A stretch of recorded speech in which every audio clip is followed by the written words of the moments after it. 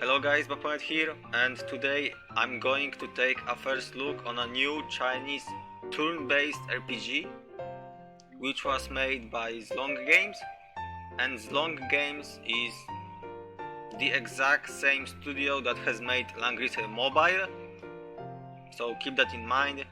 And of course, before we jump into the battle and before I start explaining how does the gearing system works in this game and how does the upgrading units works and all that, let's first take a look at the units that you can obtain in this game.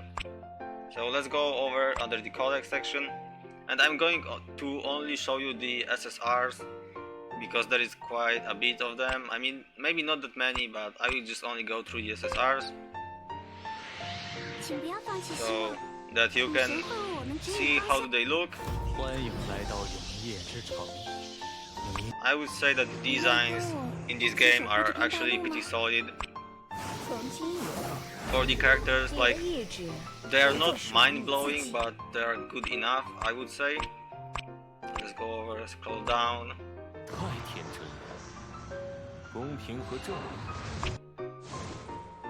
She is a free SSR as well, and she's pretty good actually. I have seen people use her, and she's absolutely great. Now this unit, she looks like a character from Code Geass or something, but she's really good as well.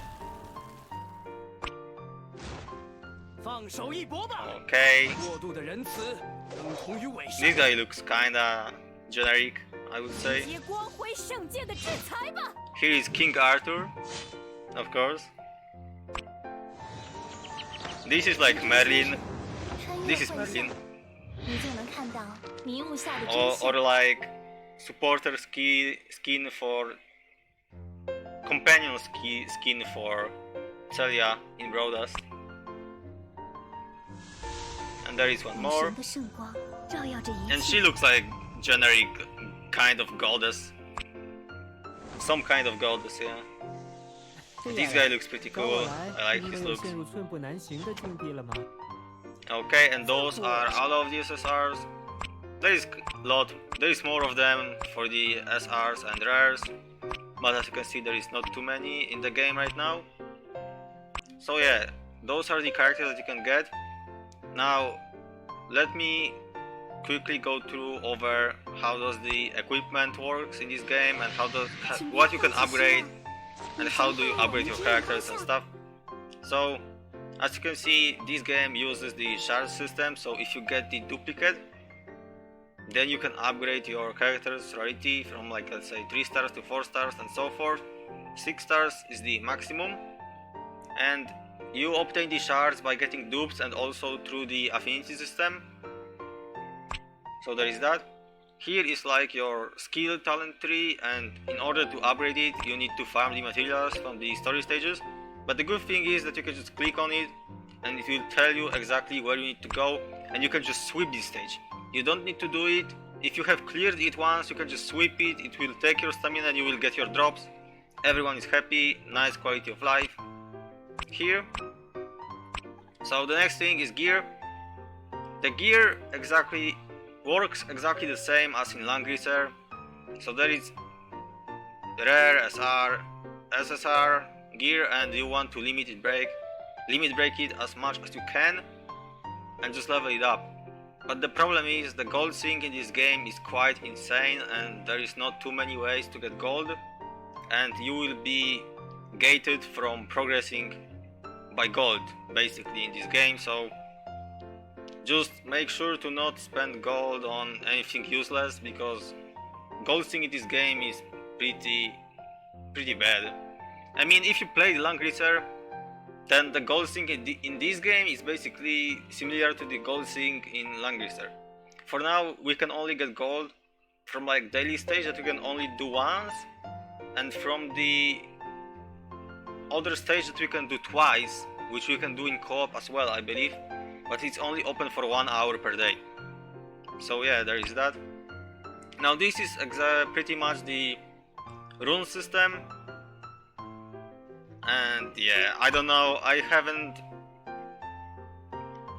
experienced I don't have too much experience with this system as of right now, but it's basically runes, and they also seem to have some kind of sets.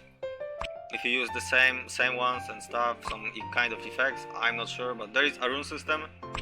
And the last function I haven't unlocked yet. So that's all, I believe. Yeah, I am pretty sure that's everything. So let's go over the affinity system really quick. The affinity system, basically you will increase your character's affinity level, and then you will unlock their stages, and they drop shards, and you have 10 attempts per day for this. But not everyone right now has this story. Like, for example, she doesn't have story, I cannot get shards for her through this system. I need to wait until they add story for her. But other units that have this story, you just need to level up their affinity, and you can farm their shards through the affinity. You don't have to pull for the dupes, you can slowly get the shards from affinity system. So there is that. Now let's jump into the combat. Of course there is also PvP under the duel section, but I have already used my entries. It's just the classic PvP, turn-based, there is nothing amazing about it. The one thing that I don't like about the PvP in this game is that you can only play manually if you go against the battles that give you 2 stars and 1 stars. If you go against the guy that gives you 3 stars, if you win, the battle is fully automated and you cannot do anything, which is pretty stupid in my opinion, but it is what it is. This game also has real-time PvP as well, I believe, but it's only open for like 1 hour as well, or like 2 hours at most. Also, before I jump into the battle, stamina. Stamina in this game is not too bad.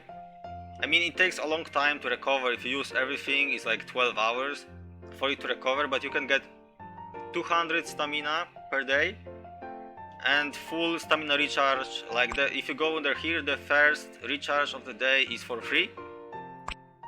So I would say the stamina in this game is pretty nice, but the gold thing is pretty damn bad. So yeah. Now let's jump into the combat. So there is the story mode, like the classic story mode, and also the elite story mode, we can say. Those are the elite stages, which are harder than the story mode, of course. And the last reward from each chapter gives you the shards for the main character, which starts as a rare, so you want to use him on your team anyway, because he will be easy to power up and he's pretty good. You can just replace him later once you get some SSR that can replace him. And you also get the tickets for the gacha. You get quite a lot of the tickets for the gacha in this game for free. So this is very nice, I would say, about this game, that you get to pull pretty often, because game is just pretty generous with the gacha tickets. At least for now. And from what I have seen. So let's jump and do the elite quest battle, and I'm going to do just one battle, and I will show the animations of the skills for you of the characters, but I will only show them once because they are really long. But there is an option to turn them off. There's also auto fight and also double speed. And also the nice thing is that if you play on auto, let's say, right, if you play on auto, you can set it up like in which order do you want your characters to attack. And right now I have chosen by accident the defense button instead of using the skills, because I was kinda distracted when I was talking. What the defense button basically does is just your characters are not doing anything, they have just increased defense against the enemy attacks. So you can just either use your skills or you can just defend. So yeah, let's use her third skill, which will buff our team. The animations in this game are pretty cool, but they are really long, but it's good that you can skip them and you can also just turn them off completely. So that's really nice. Let's auto attack because she's a healer. Now let's use his second skill, which is AoE. it's not going to kill, of course. It's AoE only if he kills. If he doesn't kill, it's just normal attack, basically. Okay, here let's use the... Also, as you can see on the side screen, you can bring 3 supporters, and every supporter character has their own skill. So for example, I'm going to use this guy on the 3rd slot, and what he does is he defense breaks. He has a chance to defense break, basically. And we got 1 defense break. Okay, so actually I'm going to use the 3rd skill to show all of the skill animations of those characters to you, at least just once. So let's do hers.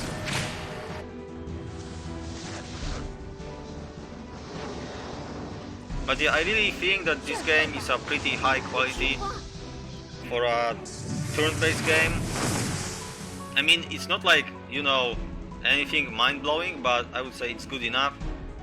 Let's use our 2nd skill first, and I have no idea what this skill does, but I have played Saint Seiya turn-based gacha game before, and there was one character which was like B rank, and this B rank character was doing the exact same skill, and he was used in basically every team. So whatever this skill does in this game, I believe is also good. Even if it's not, I'm going to believe it's good. Okay, this is the main character that you start the game with, and he starts off as a rare. And this is 2 waves. Damn, I gotta speed it up. Oh well, it's fine. So there we go with his 3rd skill. And those are all that I wanted to show you, and now I can just skip them so that I can end the battle quicker. And then I will do some summons, I guess. But yeah, I really like this game myself. There is also co-op. Like, if you are farming, for example, for the weapon drops, you don't have to do it yourself, you can do it in co-op. And co-op works exactly the same way like in Langrisser. So, what I mean by it... Hold up, let's use our 2nd supporter. What I mean by it is, you make the co-op room, and if you go into co-op, you use less stamina for farming, of course. And also, there is 3 players per room, and every player brings 2 units. So, just exactly the same way as Langrisser works. Okay, let's just skip the animations now, since I have showed all of them, I believe, and if I skipped one, then I'm sorry. But I just want to finish this battle off. Okay, let's use auto attack. Let's use 2nd skill, and it should kill, and then he should do AoE if it kills. Yeah, there is some little AoE, so that's why this guy is good. You get his shards, he's easy to power up, and he deals good damage as well. His 3rd skill is a single target damage as well, so yeah, I recommend using this character when you start this game. Okay, and let's use our 3rd skill, and it should kill. Let's skip that. Boom! I love her. She's just such an amazing single DPS nuker. Okay. And we cleared the stage, we got some of the drops that I need, of course. And yeah. So that's how the combat looks in this game. Again, it's nothing mind-blowing, like this game overall is not like mind-blowing, but it's just so solid that it makes you wanna play it, at least in my opinion. So that's good. And I believe that's all I wanted to show and talk about in this first impressions video. I talk about stamina, I talk about the gold sync, I showed you the gameplay, I talk about upgrading the characters, about the gear and all that stuff. There's also daily stage for the XP. Here are the stages for the farming equipment, and it changes every day, I believe. Like right now you can drop the armor, other day you will be able to drop the weapons and all that, and it goes all the way up to level 70. And I can go do this in co-op, like I said, 3 people per room if I want to do it in co-op, and I always do because it takes less stamina, like I mentioned before. Here is the gold stage, and this is the live PvP, and the remaining ones I have no idea. I haven't unlocked them yet because I'm level 24 and level 26. So yeah guys, let's go do the summons now, and I will show you the gacha raids, and that will be all for this video. So let's go under the gacha, which was right there. Yeah, okay, I got it. So the cool thing about this game is that, as you can see, at least right now for the launch, there is 4 different banners, 2 characters per banner, and the way it works is in this banner there is only those 2 characters, and also other SSRs. The SSR rate is 2.2%, but as you can see, it's 80% chance that you will get either one of those 2. Like 80% chance that you will get the featured unit, and 20% chance that it will be off-banner unit, which is really good. I really like this system. At least I can get the featured unit and not the off-banner ones all the time. And I already have most of these guys, so I'm going to summon on the standard banner and see what I get. I also have my free pool, and this is the weapon gacha, the gear gacha, which is pretty important, I would say, but I only summon for the characters. I never summon for weapons. I'm mostly free to play for the most part, so I always go after the characters because characters give me the most fun in gacha games, not the weapons or equipment. But yeah, and also here in this gacha, for those silver tickets you will get character shards for the 2-star characters mostly, and also some fodder equipment that you can use to level up your other stuff or dismantle it. Whatever you want to do with it is up to you. Okay, so now let's just summon on the regular banner and let's see what I get. Let's go with the freebie first. Here is the animation. You can tell by the color of this if you have gotten anything or not. If it turns rainbow, then you have gotten SSR. If it doesn't turn rainbow, then you don't get SSR. So let's go with the temple right now, and let's see. Nothing, 1 SR. Okay, we got 2 SRs. So no SSR, but it's fine. I already have like 4 SSRs, so I'm pretty stacked, I would say. I just need to upgrade my gear and get better gear, pretty much. And this guy is new, so that's nice. And yeah, I almost have for another temple, but I will probably save my tickets and save my gacha currency for a new banner that comes out in the future. So yeah guys, that's all I wanted to talk about in this first impressions video. And my final thoughts are that this game is just pretty solid overall. It's pretty generous with the gacha tickets and pretty decent when it comes out to giving free stamina. And it has some fun co-op, just like in Langrisser. I would say it's just a pretty solid turn-based gacha game, but it's not anything mind-blowing either. But it overall looks nice, it feels nice, and it plays nice. So yeah, I would totally recommend this one myself. And that's all I wanted to cover in this video. As always, thank you guys so much for watching, and remember, if you have liked this video, to leave a like, and I will see you guys next time. Bye!